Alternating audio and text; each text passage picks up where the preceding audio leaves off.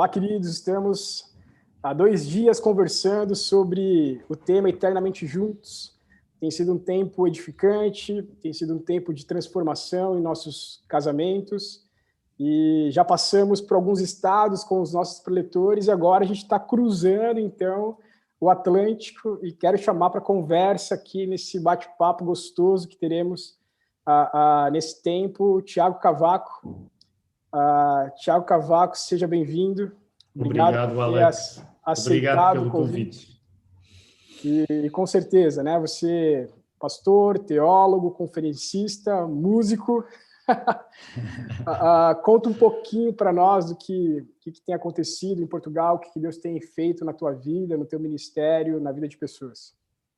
Bem, eu, em primeiro lugar, quero agradecer-te, meu irmão Alex, e enviar o meu abraço a todos os que participam neste evento.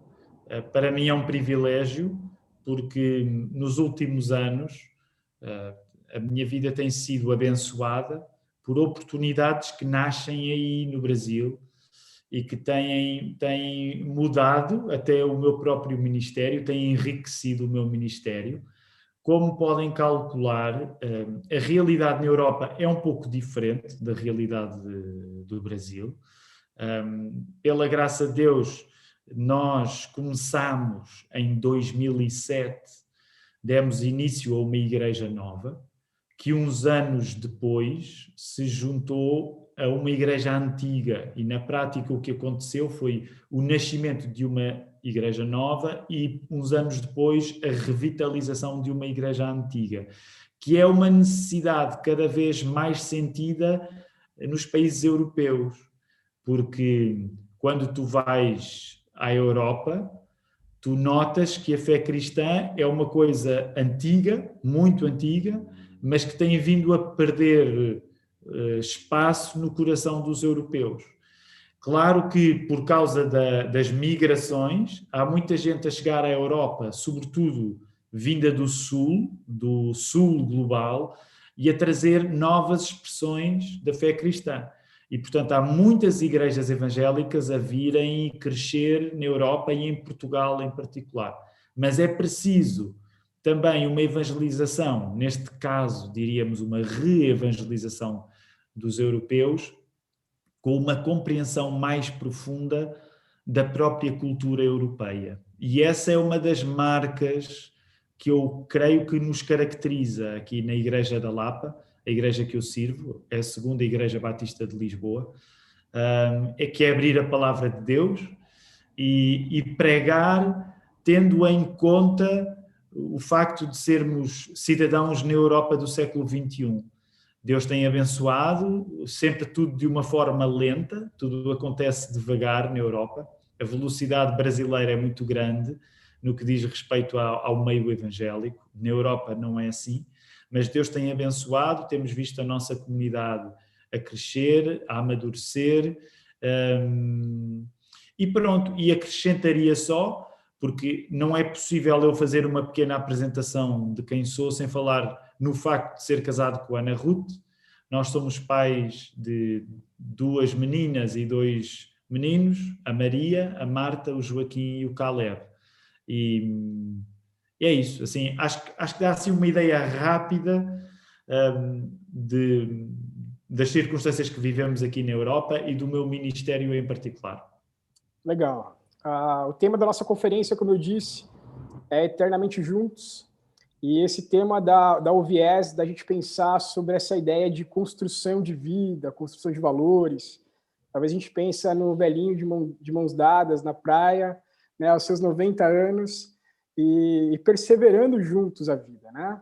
Então, essa ideia de construção pode também ter essa ideia um pouquinho de lar, de construção de casa, e eu queria fundamentar, talvez, a nossa conversa nessa linha de construção mesmo, né? Da gente pensar no alicerce, na edificação e terminar o nosso bate-papo aí falando sobre o acabamento, aquilo que é mais visível. Essa parte do alicerce, eu quero perguntar para você quais são os fundamentos sólidos que a gente pode pensar para o nosso casamento no dia de hoje, né? Quando a gente pensa no casamento, há muito tempo atrás, ela tinha uma filosofia, um estilo, a gente vive hoje no mundo contemporâneo, corrido. Quais são os fundamentos sólidos que a gente não pode perder tanto antes como hoje dentro dos nossos casamentos? O fundamento mais sólido, meu irmão Alex, é mesmo e sempre a palavra de Deus. Uma das coisas que eu acho curiosas, pensando no tempo que nós vivemos, um tempo em que ser filho de um casamento desfeito hoje é uma coisa banal. Pela graça de Deus não é o meu caso. Eu tenho a bênção, os meus pais estão ainda vivos e são casados. Curiosamente, se Deus permitir, celebrarão 50 anos de casamento este ano. 50 anos. E isso é um património incrível para mim. Mas é verdade que tu e eu já vivemos num mundo onde ser filho de um casamento desfeito é uma coisa muito normal, que ironicamente traz uma certa, eu quero ser cuidadoso, mas quase uma certa vantagem, que é quando o casamento anda pelas ruas da amargura, por vezes é mais fácil nós, para acreditar nele, ou para voltar a acreditar nele, termos de ir mesmo aos fundamentos. Aqui há uns anos eu escrevi um livro chamado Felizes para Sempre e outros equívocos acerca do casamento. Ele ainda não está no Brasil, já deveria estar, mas eu é que me atrasei no processo de edição. Mas nesse livro a minha preocupação era falar do casamento, não partindo do princípio que quem ia ler o livro era cristão, e era precisamente aproveitar um contexto em que o casamento está tão desacreditado que voltar a acreditar nele nos empurra para nós irmos para os fundamentos. E os fundamentos nós como cristãos não podemos ter outro fundamento senão a palavra de Deus, senão a Escritura.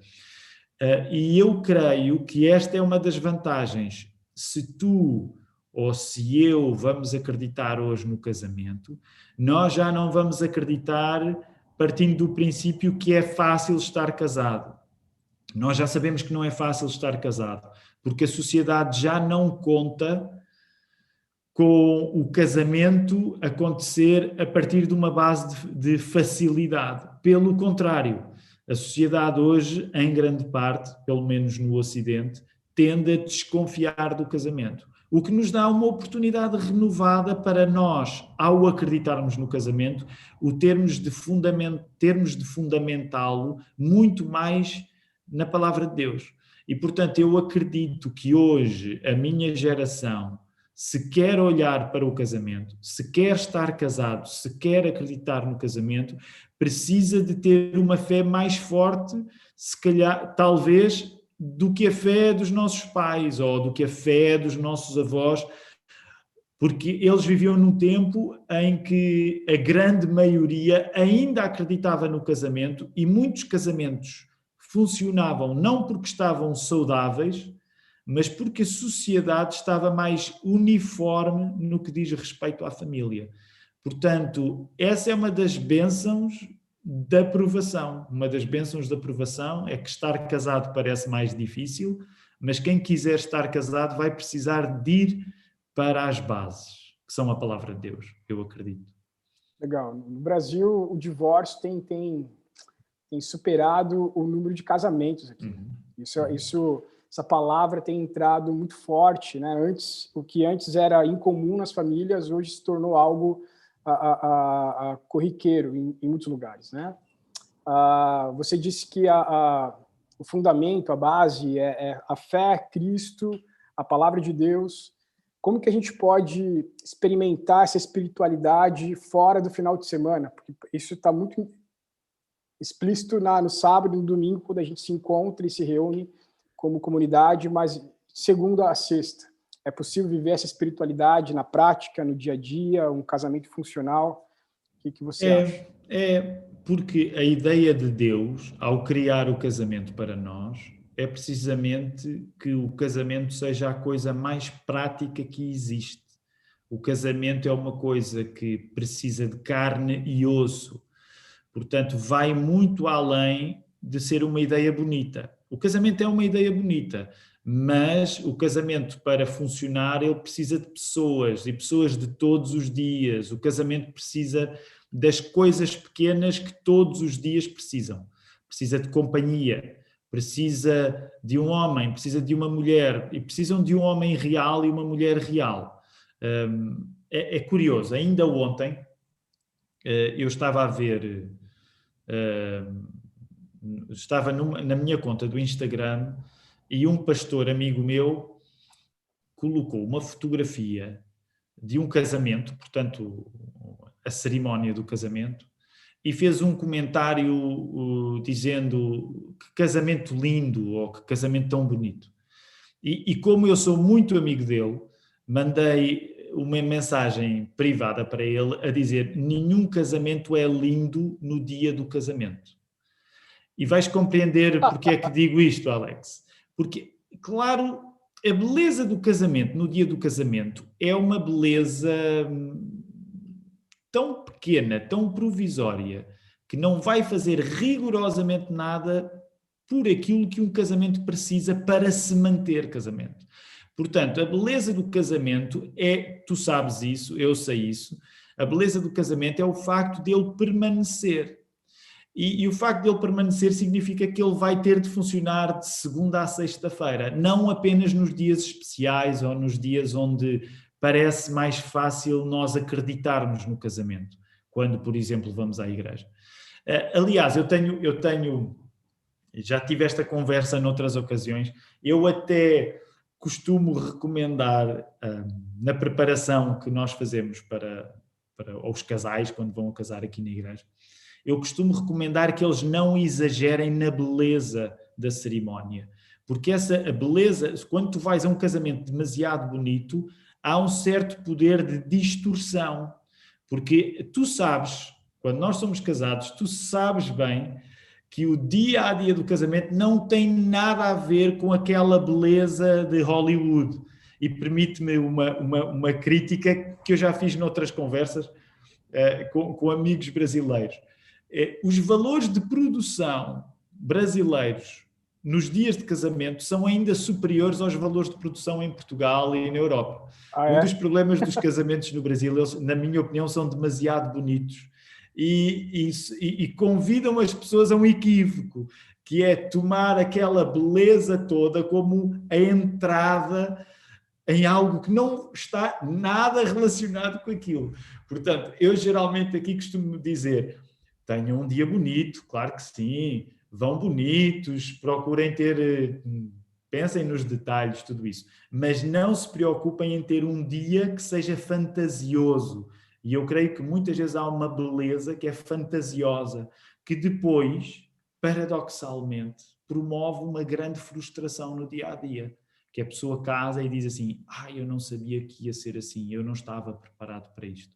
Portanto, o casamento está feito para o dia-a-dia e o casamento é tão ou mais bonito quando aponta para o dia-a-dia. Portanto, nós devemos ter esperança, mas a beleza do casamento é precisamente aguentar durante segunda, terça, quarta, quinta e sexta. Chegarmos ao domingo bonitos, isso é fácil, mas de segunda a sexta é que a verdadeira prova está. Legal. Esse link que você colocou, Brasil, Europa, Brasil, Portugal, e a gente conversou um pouquinho sobre os ataques, né, externos ao casamento. Como que, uma pergunta mais regional, como que tem sido essa questão da família ser a base da sociedade na Europa? Isso é algo perceptivo? É algo que vocês têm visto como igreja, que tem funcionado, ou é algo que tem sido bombardeado e cada vez está sendo mais difícil esse caminho? Acredito que o nosso contexto não é muito diferente do contexto do Brasil. Aliás, acredito até que na Europa a tendência é o cinismo ser uma marca superior ainda em relação a fora da Europa e no Brasil em particular. Claro que nós sabemos que, por exemplo, se no Brasil tu estiveres num ambiente mais universitário ou académico, aí o ambiente também tende a ser mais cínico. Portanto, as pessoas tendem a ser mais cínicas. E na Europa é muito isso que tu sentes. Portanto, não é que haja propriamente um programa delineado por parte dos governos contra a família. Aliás, todos os governos para ganhar eleições, todos os partidos para ganhar eleições, convém terem uma mensagem relativamente harmoniosa em relação à família. Mas, de facto, tu notas que depois, no tipo de pensamento mais vindo das elites académicas, sim, a família não é tida necessariamente como um valor. Também notas isso na arte, nos filmes, na literatura. Portanto, nessa medida, o ambiente europeu, eu até diria que ele tende a ser mais cético ainda. E essa é a nossa realidade aqui já há muitas décadas. Curiosamente, eu também creio que isto oferece uma oportunidade, que é os meus pais que viveram a década de 60, e os anos 60 na Europa foram especialmente tidos como revolucionários, mas eu noto que há algumas das pressões que os meus pais viveram na década de 60, nós, os filhos dessa geração, às vezes já sabemos questionar mais aquele tipo de discurso mais cético sobre a família. E eu acredito até, curiosamente, que tu hoje, em 2021, encontras até reações mais conservadoras em relação à necessidade de defender a família do que encontravas há 10, há 20 e há 30 anos. E isso é curioso. Legal. Saindo do alicerce, né? Já solidificamos, então, o nosso papo, né? Cristo, a fé, a espiritualidade, a palavra de Deus, indo para esse lado da edificação, né? Dessa construção mais visível, mais aparente dos nossos relacionamentos. A crise é algo que faz parte de todo casamento. Aí a pergunta que eu te faço em relação a essas crises, né? Como a gente lida com as frustrações quando a gente se depara com uma realidade oposta à nossa, né? Essa coisa que a gente não esperava, ou as mudanças que demoram demais a acontecer em nossos relacionamentos. Como que lidamos com isso? Eu creio que uma coisa muito importante é nós termos a compreensão que o casamento também existe precisamente para nos colocar em crise. E tu concordarás comigo. Toda a pessoa que está casada pode não querer concordar comigo, mas ela no seu íntimo sabe que eu tenho razão, não é? Porque o casamento é da sua natureza colocar-nos em crise. Se alguém não quiser, ou se alguém tivesse a capacidade de antecipar qualquer hipótese de crise e evitá-la, certamente essa pessoa não casaria. Porque é muito mais seguro tu evitares crises não estando casado do que estando casado. Repara, também é acerca disto que o apóstolo Paulo fala no capítulo 7, na primeira carta que ele escreve aos Coríntios, quando ele diz de uma maneira muito simples e quase senso comum, que é se alguém puder não casar, tanto melhor, porque há preocupações que não vai viver. Agora, isto também significa que noutro texto que o apóstolo Paulo escreve, muito importante, quando escreve aos Efésios, no capítulo 5, entre o verso 22 e o verso 33, uma das coisas que nós encontramos, e isso para mim no meu ministério tem sido significativo, no trabalho que eu e Ana Ruth fazemos, e com outros casais pastorais aqui na Igreja da Lapa, que é sempre ensinar a Igreja na medida em que quando tu casas, o casamento é um plano de Deus para te colocar em crise para que tu deixes de ser a pessoa que eras quando casaste. O que é que eu quero dizer com isto? Se Deus quisesse que eu fosse sempre o mesmo, Ele não teria inventado o casamento para mim. também é isso que tu encontras lá em Gênesis 2, naquela solidão, num mundo perfeito que ainda assim deixava Adão sozinho, não é? E essa solidão dele precisou de um elemento do tamanho de uma mulher para ele encontrar um deslumbramento que até aí não tinha encontrado, não é? Que ele bem se entreteve a dar nomes aos animais, mas quando, não é? Quando Deus deu a oportunidade de ele ter uma mulher, ele diz, agora sim, não é? E há um agora sim. Dar nomes aos animais tem graça, mas ter uma mulher, agora sim, esta é carne da minha carne, é osso do meu osso. Portanto, se Deus quisesse Adão igual, não lhe tinha criado uma mulher.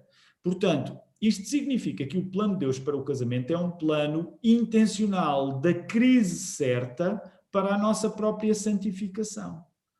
Quando eu casei com a Ana Ruth, eu fiz uma coisa incrível, que não tinha muita noção disso. Isso também significa que Deus tem sentido de humor, é por isso que ele inventou o casamento. Mas eu estava a prometer uma coisa na qual não tinha experiência nenhuma, eu estava a prometer fidelidade, e eu nunca tinha estado casado. Eu estava a prometer ser fiel, quando não tinha experiência nenhuma em fidelidade, para que naquele momento o Tiago, que estava a prometer fidelidade à Ana Ruth, tivesse de mudar e Ana Ruth tivesse de mudar também.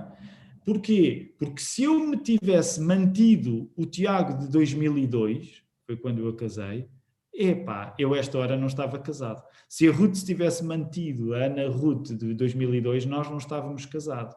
Portanto, o casamento é o plano de Deus para nos enviar as crises certas para a nossa mudança, para o nosso aperfeiçoamento. E é por isso que o apóstolo Paulo, quando apresenta o que o casamento é, não é? Em Efésios 5, ele fala até no mistério, porque o casamento é um plano de Deus para nós vivermos, para nós coreografarmos o casamento entre a Igreja e Cristo.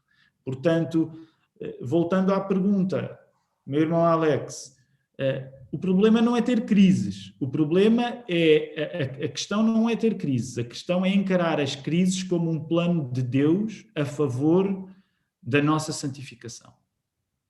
É quase antagônico isso, né? E uma pegadinha, porque tem muitos casais que casam justamente para buscar a felicidade ou para sair da crise. E aí se deparam, claro, com as inúmeras crises normais de um casamento normal, né? E deixa-me ainda acrescentar que tu já pensaste que uma boa parte da razão que leva as pessoas a divorciarem-se, mesmo que isto não seja consciente na cabeça das pessoas, mas aquilo que muitas vezes leva as pessoas a divorciarem-se é precisamente elas, no momento em que tinham de começar a mudar radicalmente alguma coisa, elas sentem-se incapazes. Então elas, diante de uma transformação que nos assusta, é mais fácil a pessoa dizer, eu vou manter-me quem sou. E o outro cônjuge diz a mesma coisa, e eu vou manter-me quem sou. Então, não mudo eu, não muda a minha mulher. Qual é o resultado prático de um marido não mudar e da mulher não mudar? O resultado prático é o divórcio. Portanto, nós, quando não olhamos com fé para as crises que vivemos, não compreendemos que essas crises são a oportunidade que Deus nos dá para a nossa mudança. E olhamos para essas crises da maneira errada. Nós julgamos que Deus está a dizer fim e Deus está só a começar a nossa transformação. E é por isso que tantos casamentos terminam precisamente na altura em que eles estavam a começar a ir mais fundo na mudança dos cônjuges. Nós entendemos esse teu ponto em relação à crise, essa questão que ela vai acontecer e muitas vezes... E durante o ano, durante a vida a dois, né, do casamento, da família, Tim Keller fala uma coisa muito interessante quando ele aborda o tema sobre sofrimento. E ele diz que os nossos antepassados, eles encaravam o sofrimento e a crise de modo diferente que a gente encara, né? Nós não queremos passar pela crise, pelo sofrimento. os nossos bisavós, né, os nossos antigos, eles sabiam que a crise e o sofrimento iriam vir. Então, eles se preparavam para esse tempo, de modo que quando a crise, o sofrimento, né, o revés da vida chega, eles estão preparados. Né? Aí eu te faço outra pergunta. Essa questão do contentamento e felicidade, qual que é a resposta um pouco mais coerente para os nossos dias, para o nosso casamento, ou os dois caminham juntos dentro de um lar? Tu já estás a trazer, tu já estás a trazer a solução, que é nós podermos enquadrar a felicidade que Deus tem para nós a partir da perspectiva do contentamento. E deixa-me dizer-te, essa é uma luta no que diz respeito ao casamento, como em qualquer outra área da vida. Porque todos nós temos uma tendência natural para procurar uma felicidade rápida que não está nada relacionada com aquilo que o contentamento é. Talvez não seja uma grande definição de contentamento, mas acho que não é muito errado dizer que o contentamento é a felicidade lenta, a felicidade eterna, a felicidade a longo prazo. E que é uma coisa, meu irmão Alex, é uma coisa difícil. Na minha vida, e eu luto muito contra a minha impaciência natural, contra a minha irritação natural. E do outro lado deste meu erro está precisamente o contentamento, que é a capacidade de o nosso tempo ser o tempo eterno. O contentamento também está relacionado com uma das bem-aventuranças, a terceira bem-aventurança, que é a mansidão, que é precisamente tu conseguires viver neste mundo fora dos tempos mais inclementes que este mundo quer impor-te. Rapidez, impaciência, gratificação. E o que Jesus, por exemplo, no Sermão do Monte estava a elogiar nos mansos, é que, de certa maneira, o manso parece o derrotado, o perdedor, não é? Nós pensamos no conquistador como o vencedor.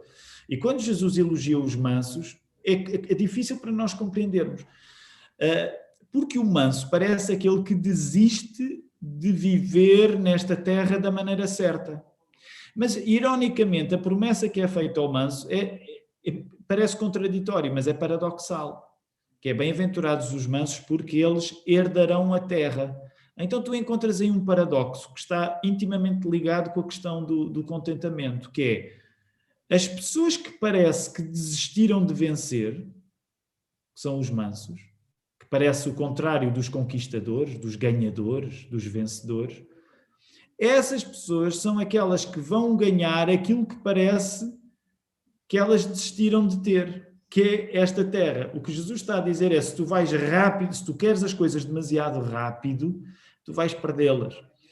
Nós, para termos esta terra da maneira certa, nem sequer podemos tê-la nesta vida da maneira mais imediatamente ambiciosa. Temos de confiar em Deus. E o contentamento é esta confiança longa.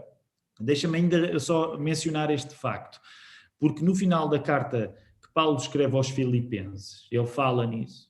E é das poucas ocasiões em que a Bíblia, o Novo Testamento, fala no segredo como uma coisa, como quase um treino, porque é o que o apóstolo Paulo vai dizer, é que ele aprendeu, ele diz, Efésios 4:11, não digo isto como por necessidade, porque já aprendi a contentar-me com o que tenho. E é das poucas vezes que a Bíblia fala em aprender quase como um treino, porque geralmente as Escrituras apresentam o melhor que nós podemos ter como graça. E claro que o contentamento também é uma graça, mas o apóstolo Paulo sublinha aqui um aspecto de treino, de aprender. Isto leva muito tempo. E o casamento, curiosamente, é uma instituição divina com este mesmo propósito, de nos dar um contentamento que é uma satisfação longa, que não é uma satisfação de 1 ano, nem 2 anos, nem 3 anos. É uma coisa virada para nos ensinar a eternidade. E por isso mesmo é que o apóstolo Paulo dizia lá aos Efésios, este casamento daqui É importante porque nos faz compreender o casamento que vai durar na eternidade entre Cristo e a Igreja. Que legal.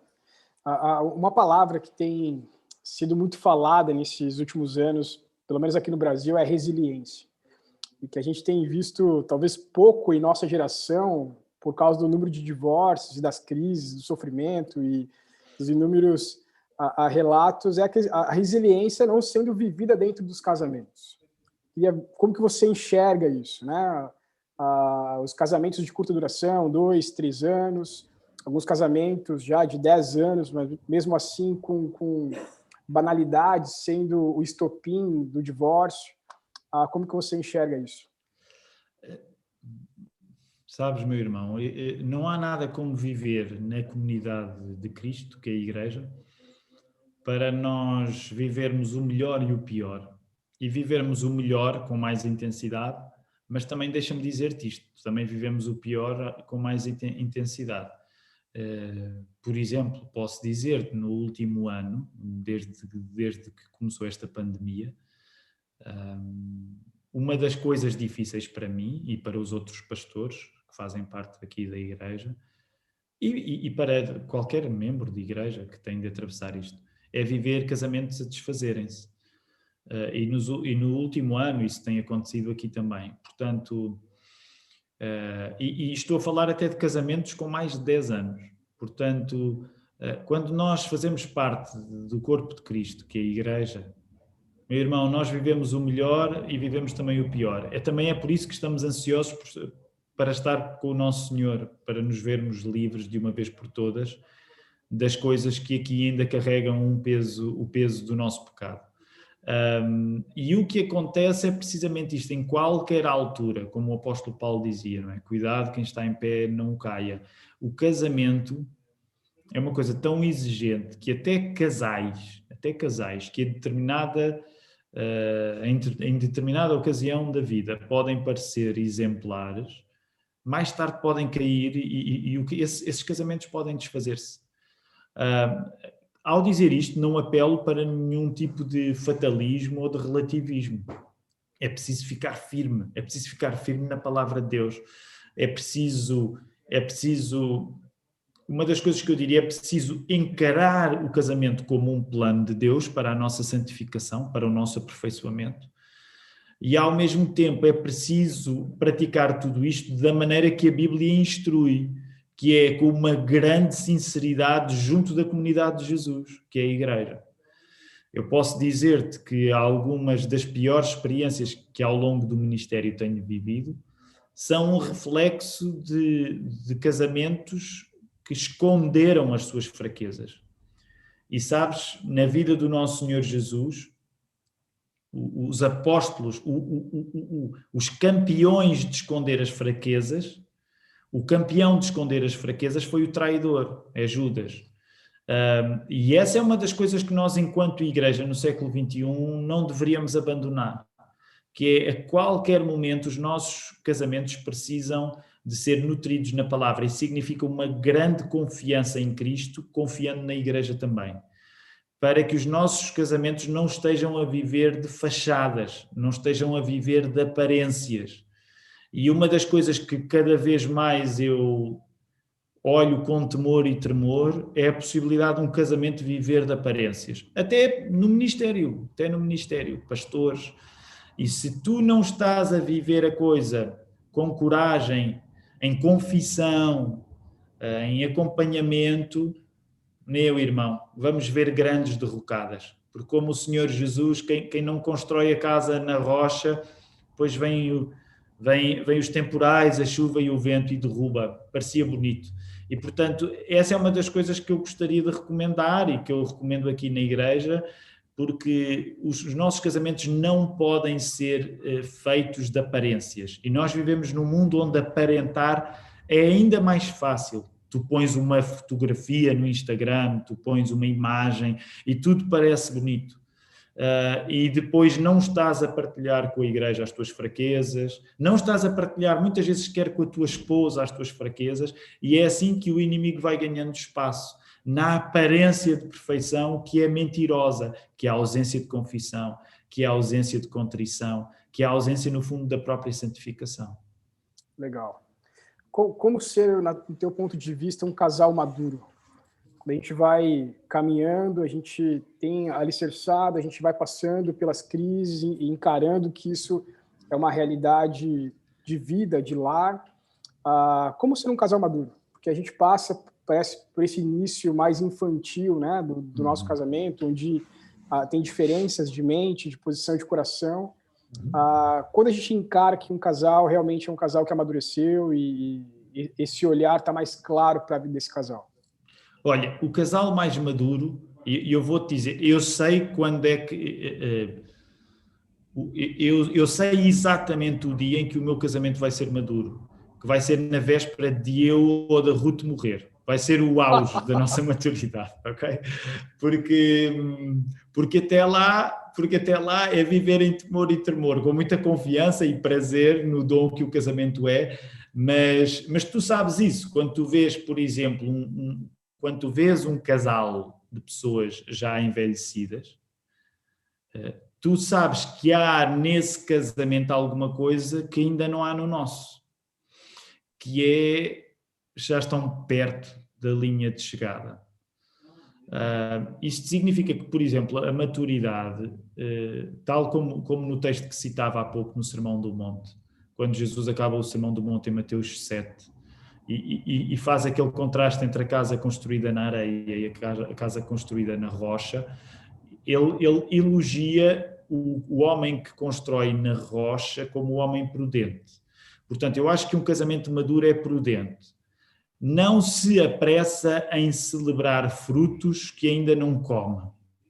Compreendes? E hoje, também por conta da internet, é tão fácil querer aparentar que a ideia de estar sempre a transmitir imagens de felicidade é muito tentadora para nós. E eu sou-te honesto, quanto mais imagens eu vejo de felicidade, menos eu acredito nelas. Portanto, o casamento, um casal maduro vê-se por essa prudência, vê-se também por uma coisa que é uma lição recente para mim e para a Ana Ruth. Nós passamos, nos últimos 2 anos, nós tivemos uma experiência de paragem, de sabático, uma licença sabática. E todo esse processo foi uma grande escola para nós, porque o nosso cansaço estava muito grande. E uma das coisas que nós vivemos pela primeira vez é que nem era porque eu estava especialmente zangado com a minha esposa ou a minha esposa estava especialmente zangada comigo. Nem sequer havia um assunto que nos dividisse muito. Mas o cansaço que nós sentíamos era tal que nos levou a uma época em que a nossa comunicação ficou fragilizada. E foi preciso parar e descansar. E isso ensinou-nos uma coisa que até passarmos por essa circunstância nós não sabíamos, que é, existem estações, da mesma maneira como 4 estações existem em cada ano, existem estações na nossa vida. E há estações onde tu não podes, se tu estás no inverno, tu não podes esperar frutos do verão e assim sucessivamente. E há ocasiões na nossa vida que são invernos. E repara, eu estou a dizer isto e ainda sou relativamente jovem, tenho 43 anos. Portanto, há muitos desafios que ainda não passei. Eu não sei o que é ter filhos adultos ainda. A nossa filha mais velha, Maria, fez ontem 17 anos. E isso já nos deixa assim meio surpreendidos, porque parece que foi ontem. Mas eu acho que este princípio de prudência, meu irmão Alex, eu acho que ele é um dos sinais de maturidade, que é a pessoa não quer ensinar antes do tempo. A pessoa quer aprender e não quer apressar grandes imagens de felicidade, e isso é muito tentador na nossa época, mas quer viver a cada dia com aquilo que o Senhor dá. Portanto, é como tu dizias, é procurar mais o contentamento do que uma imagem imediata de felicidade. A gente tem organizado já há 11 anos agora, tivemos 10 retiros de casais, e cada ano o retiro vem crescendo, né? E as famílias elas vão acompanhando e crescendo também com o retiro, e é sempre algo muito gostoso, né? mas todos os anos a gente se depara com casais que não estão mais juntos, o divórcio, né? E é uma realidade drástica nos nossos dias. Divórcio é uma palavra torpe dentro do casamento? É curioso que faças essa pergunta, porque na preparação que nós damos aqui na Igreja da Lapa a casais de noivos que se preparam para casar, nós pegamos precisamente na pergunta que tu fizeste. E nós perguntamos: o divórcio é uma palavra usada? E essa pergunta é aplicável quer a noivos que se preparam para casar, quer a casais que já estão casados. Nas discussões do casamento, o divórcio é uma palavra usada, porque tudo começa a partir do momento em que nós aceitamos algumas palavras. Até porque nós, como evangélicos, como protestantes, somos filhos da centralidade da palavra. A palavra deu origem a tudo, a palavra fez-se pessoa em Jesus. Portanto, Cristo é a palavra eterna, é o verbo eterno, e as palavras são da máxima importância para nós. A partir do momento em que a palavra começa a ser usada, ela já pode ter um efeito destruidor na vida do casal. Não estou a dizer com isto que não é pelo facto de eu ter uma discussão com a Ruth e poder usar a palavra divórcio, isso não significa que me vou divorciar, mas para nós, como cristãos, é uma palavra que deve estar longe do nosso pensamento. Em cada discussão, o divórcio não deve sequer ser um horizonte contemplado. Claro que também para colocar as cartas na mesa, eu com a Bíblia aberta, sou dos cristãos, na minha tradição, nós acreditamos que pode haver circunstâncias onde, infelizmente, o divórcio se torna válido, se torna uma possibilidade, mas quando ele se torna uma possibilidade é pela dureza do coração dos homens, portanto ele nunca é um plano. E uma boa parte do negócio de ficar juntos é nem sequer contemplar a possibilidade de ficar separados, não é? E portanto é a pessoa nem sequer se abandonar à ideia de se eu me divorciasse a minha vida melhoraria. Só na hora em que esse pensamento nos cruza a cabeça, já é uma luta contra o inimigo e nós devemos exercer essa luta contra o inimigo com as armas que o Senhor nos deu, que são sem dúvida a arma da fé, a arma da esperança, a arma de nós confiarmos nele. Legal, esperamos então, vamos lá, alicerce, edificação e chegamos então na fase dos nossos acabamentos, né? Essa fase de acabamento é aquilo que a gente apresenta para os outros. E na perspectiva que construímos aqui, né, que essas lutas acontecem, as crises é normal, nós temos como fundamento a palavra de Deus, nós temos como fundamento sólido Cristo Jesus.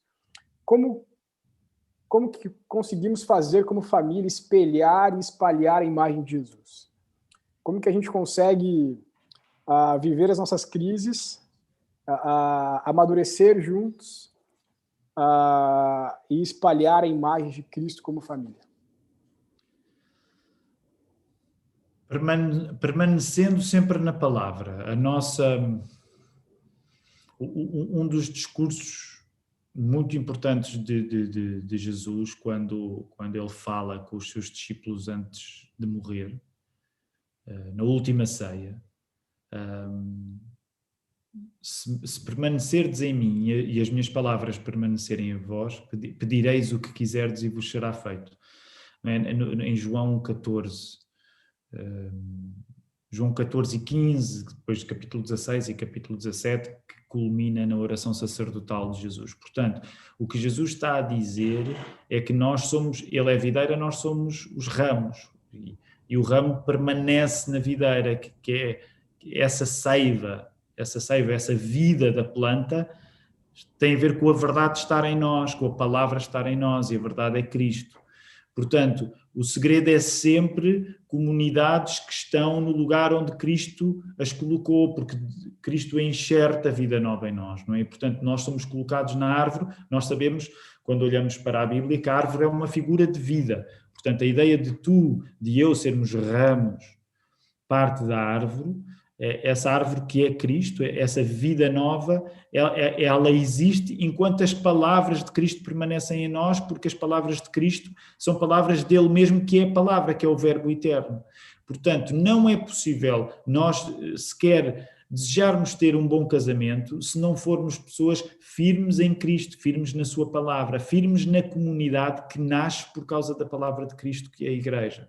Portanto, uma das coisas óbvias, pelo menos deve ser óbvia para nós cristãos, é que eu fico admirado quando cristãos que não estão envolvidos com a Igreja, seriamente envolvidos com a Igreja, que não partilham as suas fraquezas com a Igreja, porque é fácil eu usar a Igreja como o lugar que carimba o passaporte das minhas vitórias. Mas a Igreja existe precisamente para me devolver a imagem, para espelhar a realidade acerca de mim, que é, diante das minhas fraquezas, eu ser valido pelo Espírito que a mantém, que mantém a Igreja, que é o Espírito Santo. Portanto, um casal, para resistir a tudo isto, tem de permanecer na palavra através da permanência numa igreja onde Cristo seja pregado e onde as próprias fraquezas do casal tenham espaço para poderem existir e serem cuidadas.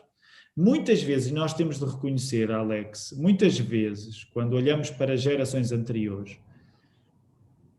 as pessoas iam à igreja, como tu dizias há pouco, quase como se fosse um palco da aparência de perfeição dos seus casamentos.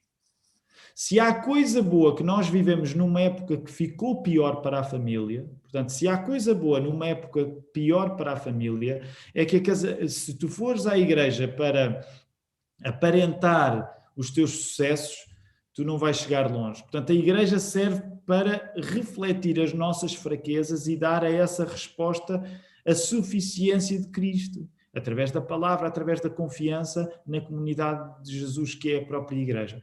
Portanto, este é um segredo.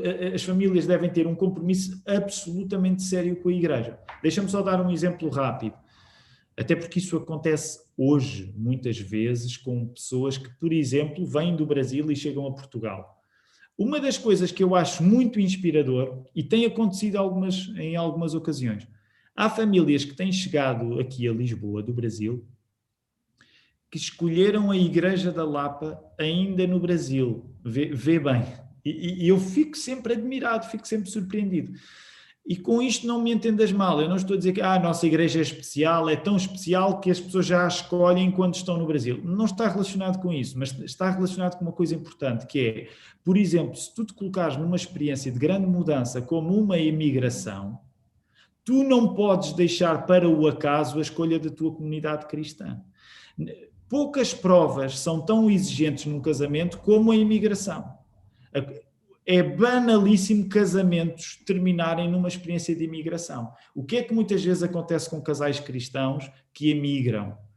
Eles emigram pensando no seu sustento financeiro, porque vão à procura de melhores empregos, mas eles emigram sem pensar no seu sustento espiritual. Então chegam aos lugares para onde vão trabalhar e depois lá procuram uma igreja. Não é ideal que isso aconteça, porque tu podes ir parar a um lugar onde não conheces ninguém, onde não conheces bem e não tens uma igreja para te sustentar, e vais para onde fores, a menos que sejas um missionário e vais tu abrir essa igreja, tu deves ir sempre para um lugar onde a igreja de Cristo te possa sustentar. Se, por exemplo, tu estás a emigrar para um lugar novo, mais do que nunca tu precisas de uma igreja saudável, onde tu não vais aparentar qualidades que não tens, mas onde tu possas confessar as fraquezas que são a tua realidade. Portanto, este é um conselho bem prático, por exemplo, para quem, pensando em mudar de cidade, nem sequer precisa mudar de país, mas precisa de uma igreja saudável. Legal. Essa venda da nossa autoimagem hoje, ela é muito normal, né? Essa questão das redes sociais, Facebook, Instagram, parece que cada vez mais a gente precisa postar que a gente está vivendo numa família harmoniosa, e que acorda todo mundo bem e dorme todo mundo bem, está tudo certo o ano todo, né?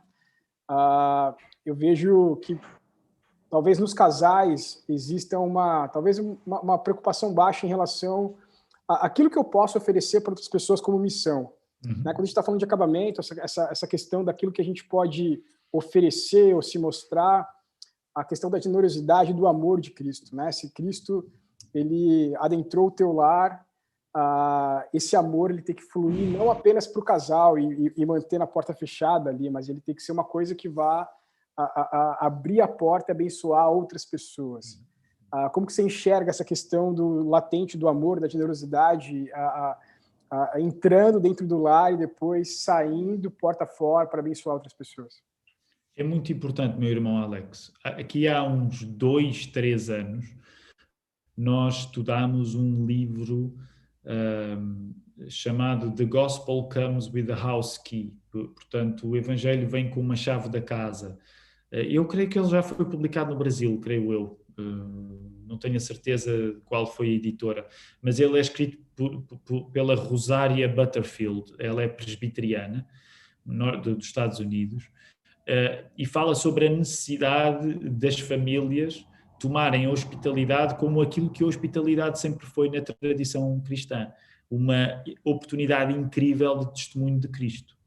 E essa deve ser uma grande preocupação. Nós vivemos numa época que em grande parte pode ser caricaturada por procurar no Pinterest ou nas contas de Instagram o tipo de imagens de vida doméstica perfeita. Mas a vida doméstica perfeita para já não existe, propriamente dita, e a vida doméstica para nós como cristãos é, uma vez mais, é menos a aparência de que tudo está bem, mas a necessidade que tu tens de fazer Cristo o centro da tua casa, também porque ela recebe pessoas, não é? Portanto, uma parte fundamental do testemunho dos cristãos ao longo dos séculos estava naquilo que eles queriam, que se via pela maneira como eles viviam e como eles não se subtraíam à vida real com os seus vizinhos não crentes. E isso deve continuar a ser uma grande preocupação para nós em 2021.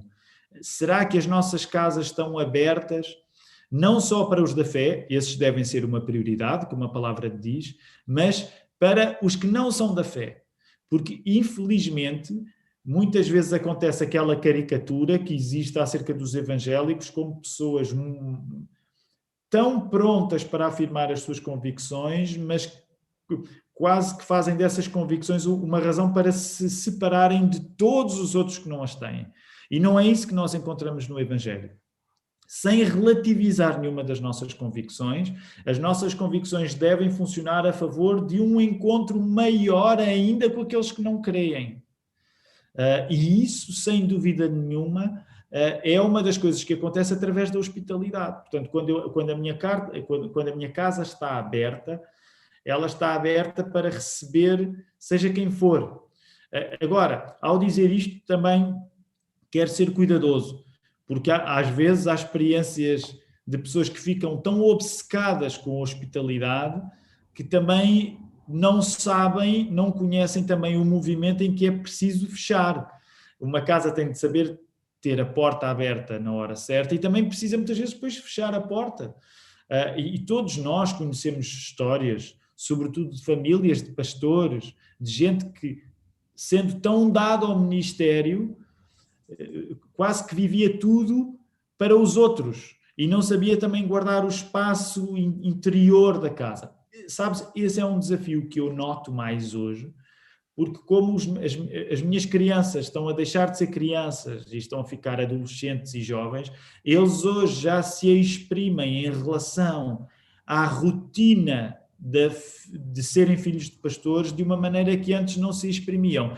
E uma das coisas que eu noto é que eu hoje, como pai, que também sou pastor, preciso de ser mais atento às próprias necessidades dos meus filhos, sem fazer das preocupações com o povo uma razão para lhes falhar. Portanto, não há receitas perfeitas, mas há a Bíblia aberta para nós cultivarmos hospitalidade, ao mesmo tempo que também sabemos manter a nossa família e nutrir a nossa família, sem que eles se sintam preteridos pelos outros. Portanto, é este equilíbrio que só o Espírito Santo consegue na nossa vida.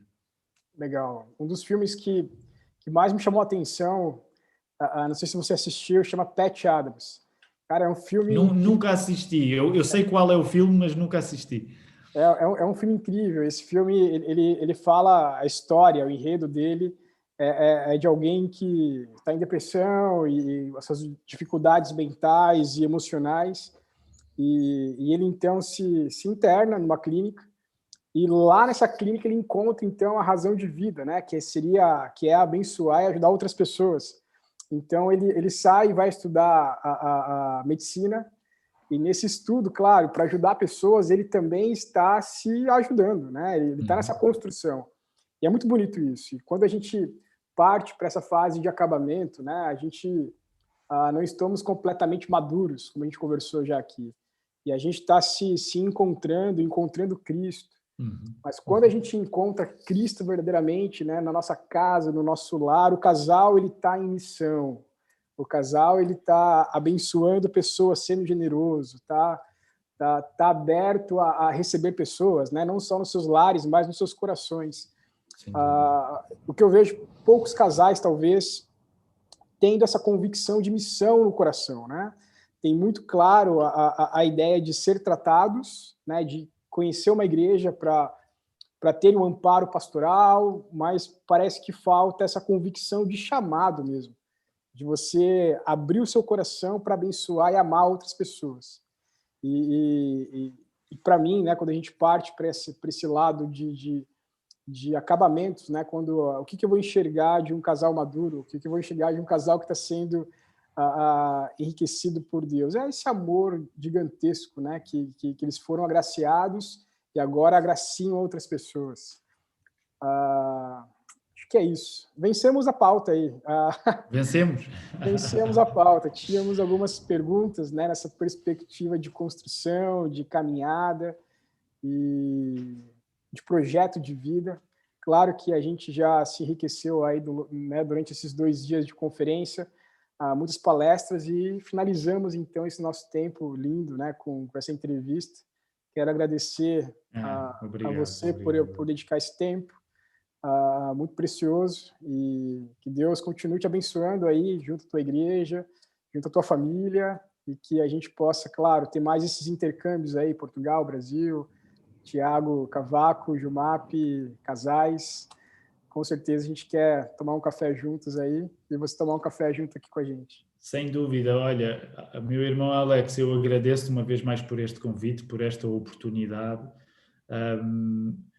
Sabes, tendo em conta as bênçãos que eu tenho sentido nos últimos anos, vindas do Brasil, sonho sempre em quem sabe, termos depois a oportunidade um dia de estarmos a encontrar-nos, mesmo em carne e osso. Portanto, quem sabe isso ainda possa acontecer, e agradeço-te muito pela oportunidade, que Deus vos possa abençoar, que este evento possa contribuir, por exemplo, para, no que diz respeito às nossas famílias, ficarem mais firmes no amor de Cristo, e que isso gere frutos junto daqueles que ainda não creem nele também.